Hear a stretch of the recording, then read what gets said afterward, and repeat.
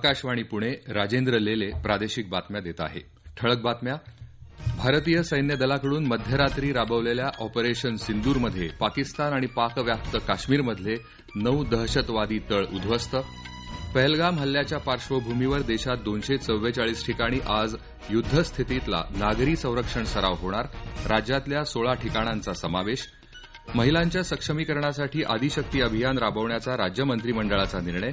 विविध धार्मिक स्थळांच्या विकासासाठी 5,503 कोटी रुपयांच्या प्रकल्पांनाही मान्यता. आणि 7व्या खेलो इंडिया युवा क्रीडा स्पर्धेत महाराष्ट्राच्या खेळाडूंची पदकांची लयलूट.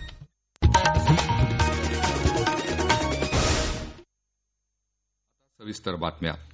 पाकिस्तान आणि पाकिस्तान व्याप्त काश्मीरमधील ज्या दहशतवादी तळांवरून भारताविरोधी दहशतवादी कारवायांचे कट रचण्याचं आणि हल्ले घडवून आणण्याचं काम चालवलं जातं असे तळ भारतीय सैन्य दलांनी मध्यरात्रीपासून सुरू केलेल्या ऑपरेशन सिंदूर मोहिमेत उद्ध्वस्त केले आहेत.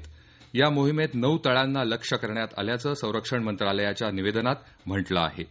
ही अत्यंत काळजीपूर्वकपणे आणि कुठलाही तणाव निर्माण न होता मोहीम राबवण्यावर भर देण्यात आला होता. यामध्ये पाकिस्तानी सैन्याच्या कोणत्याही तळाला लक्ष्य करण्यात आलं नसल्याचंही निवेदनात पुढे म्हटलं आहे. पहलगाम इथे नुकत्याच झालेल्या निर्घृण हल्ल्यानंतर अनेक पावलं उचलण्यात आली असून त्याअंतर्गत ही कारवाई केल्याचं संरक्षण मंत्रालयाकडून सांगण्यात आलं.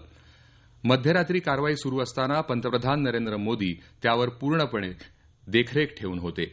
भारतीय सैन्यानं हाती घेतलेल्या या ऑपरेशन सिंदूरबद्दल संरक्षण मंत्री राजनाथ सिंह यांनी भारत माता की जय अशी प्रतिक्रिया एका समाजमाध्यमावर नोंदवली आहे. सिंदूर या लष्करी मोहिमेची सविस्तर माहिती देण्याकरता भारतीय लष्कराच्या वतीनं आज सकाळी 10 वाजता पत्रकार परिषद घेण्यात येणार आहे. दरम्यान भारतानं दहशतवाद्यांच्या तळावर केलेल्या हल्ल्यावर काहीतरी घडणार आहे याची लोकांना कल्पना होती अशी प्रतिक्रिया अमेरिकेचे अध्यक्ष डोनाल्ड ट्रम्प यांनी व्यक्त केली आहे. भारत आणि पाकिस्तान यांच्यातील तणाव लवकरच संपेल अशी आशा असल्याचंही ट्रम्प म्हणाले. अमेरिकेचे परराष्ट्र मंत्री मार्को रुबियो यांनी भारत आणि पाकिस्तान यांच्यातील स्थितीवर आपण बारकाईनं लक्ष ठेवून असल्याचं म्हटलं आहे. शांततापूर्ण तोडगा निघावा यासाठी अमेरिकेचे अध्यक्ष दोन्ही देशांच्या नेतृत्वाशी चर्चा सुरू ठेवतील असंही त्यांनी पुढे सांगितलं. पहलगाम दहशतवादी हल्ल्यानंतर भारत आणि पाकिस्तानमधील तणावाच्या पार्श्वभूमीवर युद्धसदृश स्थिती उद्भवण्याची शक्यता गृहीत धरून सुसज्ज राहण्याच्या उद्देशानं केंद्रीय गृह मंत्रालयानं सर्व राज्यांना आज मॉकड्रिल म्हणजेच युद्ध सज्जता सराव करण्याचे आदेश दिले आहेत. देशभरातल्या 244 नागरी प्रभागांमध्ये हा सराव होणार आहे. राज्यात मुंबई, उरण, तारापूर, ठाणे, पुणे, नाशिक, रोहा, धाटाव, नागोठणे, मनमाड, सिन्नर, थळवायशेत, पिंपरी चिंचवड, छत्रपती संभाजीनगर, भुसावळ, रायगड, रत्नागिरी, सिंधुदुर्ग या 16 ठिकाणी हा सज्जता सराव होणार आहे. यात हवाई हल्ल्याच्या वेळी वाजवला जाणारा सायरनही वाजवला जाणार आहे. हल्ला झाल्यास कोणत्या स्वरूपाच्या हालचाली करायच्या याविषयी नागरिकांना विशेषतः विद्यार्थ्यांना प्रशिक्षण देणं तसंच धोक्याचा इशारा देणारी यंत्रणा, नियंत्रण कक्ष इत्यादींची सज्जता तपासून पाहणं हा या सरावाचा भाग आहे. या पार्श्वभूमीवर पुणे प्रशासनानं जय्यत तयारी केली आहे. यामध्ये जिल्हा प्रशासनाच्या विविध यंत्रणा कार्यरत असतील. तसंच या सज्जता सरावात महाविद्यालयीन विद्यार्थ्यांना मास्टर ट्रेनर म्हणून प्रशिक्षण देण्यात येणार असल्याचं पुण्याचे जिल्हाधिकारी जितेंद्र डुडी यांनी काल पत्रकार परिषदेत सांगितलं. यासंदर्भात अधिक माहिती देताना ते म्हणाले, हा मॉकड्रिल जे आहे ते 3 ठिकाणी होणार आहे. पुणे काउन्सिल हॉलमध्ये, एक तलेगाव नगर परिषदमध्ये आणि तिसरा मुळशी पंचायत समितीमध्ये. मॉकड्रिलमध्ये वेगवेगळे विभागाचा समावेश असणार आहे. एनडीआरएफ, आर्मी, एअरफोर्स, पोलीस प्रशासन, जिल्हा प्रशासन, नगर परिषद, महापालिका, fire brigade department, health department. याचा उद्देश 2 आहे की लोकांमध्ये आपण जनजागृती करू की उद्या जर आपल्या दुश्मन देशासोबत युद्ध झाला तर काय काळजी घेतली पाहिजे. आणि दुसरं जे आपले वेगवेगळे विभाग आहेत त्याचा जे रिस्पॉन्स टाइम आहे कमीत कमी करण्यासाठी कोऑर्डिनेशन चांगलं असलं पाहिजे. त्या धर्तीवर आपण हा उद्या मॉकड्रिल घेतोय. दरम्यान पहलगाम हल्ल्याच्या पार्श्वभूमीवर नवी दिल्लीत उच्चस्तरीय बैठका सुरू आहेत. पंतप्रधानांनी काल राष्ट्रीय सुरक्षा सल्लागार अजित डोभाल, संरक्षण सचिव राजेश कुमार सिंग, हवाई दल प्रमुख air chief marshal Amarpreet Singh, नौदल प्रमुख अॅडमिरल दिनेश के त्रिपाठी आणि लष्कर प्रमुख जनरल उपेंद्र द्विवेदी यांच्यासोबत पंतप्रधानांनी स्वतंत्र बैठका घेतल्या. जगातलं एक महत्वाचं व्यापार आणि वाणिज्य केंद्र बनण्याच्या दिशेनं भारताची वाटचाल सुरू असून भारत आणि ब्रिटन यांच्यातील मुक्त व्यापार करारामुळे व्यापार आणि एमएसएमई क्षेत्रासाठी अनेक नव्या संधी निर्माण होतील असा विश्वास पंतप्रधान नरेंद्र मोदी यांनी व्यक्त केला आहे. ते काल नवी दिल्लीत एका खासगी वृत्तवाहिनीनं आयोजित केलेल्या कार्यक्रमात बोलत होते. केंद्र सरकारनं मानव केंद्रित वैश्वीकरणाचं धोरण स्वीकारलं आहे. त्यामुळे आपल्याकडे विकासाचं मोजमाप केवळ बाजारातील चढउतारांवर नाही तर सामान्य नागरिकांच्या स्वाभिमानाने जगण्याच्या आणि स्वप्न पूर्ण करण्याच्या क्षमतेवर ठरतं, असं ते म्हणाले. भारताच्या हक्काचं पाणी आधी भारताबाहेर जात होतं, मात्र आता भारतातील पाणी भारतातच वाहणार आणि भारताच्याच उपयोगी पडणार, असं सूचक विधानही पंतप्रधानांनी केलं. या प्रादेशिक बातम्या आपण आकाशवाणीच्या पुणे केंद्रावरून ऐकत आहात. राज्यात 2022 पासून रखडलेल्या स्थानिक स्वराज्य संस्थांच्या निवडणुका आगामी 4 महिन्यात घेण्याचे निर्देश सर्वोच्च न्यायालयानं राज्य निवडणूक आयोगाला दिले आहेत. जुलै 2022 मध्ये बाठिया आयोगाचा अहवाल येण्याआधी ओबीसी आरक्षणाबाबत जी तरतूद होती त्यानुसार या निवडणुका घ्याव्यात, असं न्यायमूर्ती सूर्यकांत आणि न्यायमूर्ती एन कोटीश्वर सिंह यांच्या पीठानं काल सांगितलं. तसंच 4 आठवड्यांच्या आत निवडणुकीसंदर्भातील अधिसूचना काढण्यात यावी, असं देखील सर्वोच्च न्यायालयानं स्पष्ट केलं. पुण्यश्लोक अहिल्याबाई होळकर यांच्या 300व्या जयंतीनिमित्त त्यांच्या जन्मस्थळी म्हणजे अहिल्यानगर जिल्ह्यातील जामखेड तालुक्यातील चौंडी इथे काल मुख्यमंत्री देवेंद्र फडणवीस यांच्या अध्यक्षतेखाली राज्य मंत्रिमंडळाची बैठक झाली. यात महत्वपूर्ण निर्णय घेण्यात आले. राज्यातील धार्मिक स्थळांच्या विकासासाठी 5,503 कोटी रुपयांच्या प्रकल्पांना मान्यता देण्याचा निर्णय यावेळी घेण्यात आला. चौंडी इथे पुण्यश्लोक अहिल्यादेवी होळकर स्मृतीस्थळाच्या जतन आणि संवर्धनासाठी सुमारे 681 कोटी रुपयांच्या निधीला यावेळी मंजुरी देण्यात आली.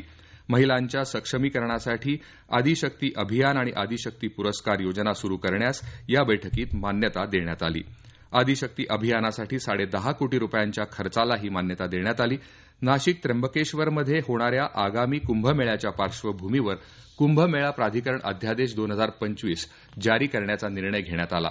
उपमुख्यमंत्री एकनाथ शिंदे, उपमुख्यमंत्री अजित पवार, विधान परिषदेचे सभापती राम शिंदे, मंत्रिमंडळातील सर्व मंत्री तसंच लोकप्रतिनिधी यावेळी उपस्थित होते. सांगलीतील मिरज विद्यार्थी संघातर्फे आयोजित शतक महोत्सवी वसंत व्याख्यानमालेचं उद्घाटन नुकतंच विद्या वाचस्पती शंकरराव अभ्यंकर यांच्या हस्ते करण्यात आलं. 2 मे पासून सुरू झालेली व्याख्यानमाला 17 मे पर्यंत चालणार आहे. 1925 पासून आजपर्यंत अखंडपणे ही व्याख्यानमाला सुरू आहे. प्र के अत्रे, वि स खांडेकर, यशवंतराव चव्हाण, मंगेश पाडगावकर, लक्ष्मणशास्त्री जोशी अशा दिग्गजांनी या व्याख्यानमालेमध्ये आपले विचार मांडले आहेत. या शतक महोत्सवी वसंत व्याख्यानमालेविषयी सांगताना अध्यक्ष डॉक्टर मुकुंदराव पाठक म्हणाले, दरवर्षी उत्तमोत्तम वक्ते बोलवणे, निरनिराळ्या विषयावरचं ज्ञान लोकांना द्यावं हा हेतू आहे. या व्याख्यानमालेला एक निराळं रूप प्राप्त आहे आणि लोक चौकशी करतात की यंदा आम्हाला संधी मिळेल का, आणि लोकांच्याकडनं सूचनाही येतात की अमुक वक्त्याचं भाषण ठेवावं. यामध्ये निवड जानेवारी फेब्रुवारी पासून आम्ही करतो. निरनिराळ्या वक्त्यांच्या डेट्स ठरवून मे महिन्याच्या 2 तारखेपासून 15 दिवसाची ही व्याख्यानमाला सलगपणे आजपर्यंत चालू आहे. 10,000पेक्षा जास्त वक्त्यांची भाषणं या सभागृहामध्ये झालेली आहेत. या सर्व गोष्टीचं क्रेडिट हे मिरजेच्या श्रोतृवर्गाला जातं. सातत्यानं श्रोते उपस्थित राहतात. आपल्या भाषणानंतर निरनिराळे प्रश्न विचारून ज्ञान वाढवून घेतात. बिहारमध्ये सुरू असलेल्या 7व्या खेलो इंडिया युवा क्रीडा स्पर्धेत कालच्या 3ऱ्या दिवशी देखील महाराष्ट्राच्या खेळाडूंनी पदकांची लयलूट केली. सिद्धेश घोरपडेनं सायकलिंगच्या स्क्रॅच रेस प्रकारात महाराष्ट्राला सुवर्णपदक मिळवून दिलं. जलतरण क्रीडा प्रकारात आदिती हेगडे हिनं सलग 2ऱ्या दिवशी सुवर्णपदकांची हॅट्रिक नोंदवत स्पर्धेत एकंदर 5 पदकं पटकावली. जलतरणामध्ये मुलींनी फ्री स्टाईल रिलेमध्ये सुवर्णपदकाला गवसणी घातली. मल्लखांब क्रीडा प्रकारात पुरुष गटात महाराष्ट्र संघानं सलग 7व्यांदा रौप्य पदक पटकावलं. याशिवाय सायकलिंगमध्ये आकांक्षा म्हेत्रे, जुडो क्रीडा प्रकारात श्रावणी डिके यांनीही रुपेरी कामगिरी केली. स्पर्धेत पदकतालिकेत सध्या महाराष्ट्र अव्वल स्थानी असून महाराष्ट्राच्या खात्यात आतापर्यंत 6 सुवर्ण, 4 रौप्य आणि 9 कांस्य अशी 19 पदकं आहेत. शेवटी पुन्हा ठळक बातम्या. भारतीय सैन्य दलाकडून मध्यरात्री राबवलेल्या ऑपरेशन सिंदूरमध्ये पाकिस्तान आणि पाकव्याप्त काश्मीरमधले 9 दहशतवादी तळ उद्ध्वस्त. पहलगाम हल्ल्याच्या पार्श्वभूमीवर देशात 244 ठिकाणी आज युद्धस्थितीतला नागरी संरक्षण सराव होणार.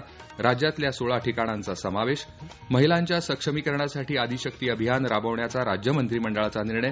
विविध धार्मिक स्थळांच्या विकासासाठी 5,503 कोटी रुपयांच्या प्रकल्पांनाही मान्यता. आणि 7व्या खेलो इंडिया युवा क्रीडा स्पर्धेत महाराष्ट्राच्या खेळाडूंची पदकांची लयलूट. आकाशवाणी पुणे केंद्रावरचं प्रादेशिक बातमीपत्र संपलं. नमस्कार.